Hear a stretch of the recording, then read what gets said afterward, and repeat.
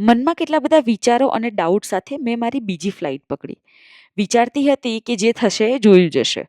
એટલામાં કેપ્ટનનો અવાજ આવ્યો કે તમારી ડાબી બાજુ તમે જોઈ શકો છો mount Everest. And I wasn't expected this. તો આઈ થિંક આ એક સાઇન હતી કે જે થશે સારું જ થશે.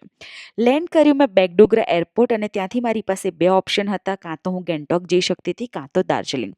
પણ જેવી એરપોર્ટની બહાર નીકળી ત્યાં મને શેરિંગમાં એક ટેક્સી મળી ગઈ જે દાર્જિલિંગ લઈ જતી હતી, એ પણ માત્ર 1000 રૂપિયામાં.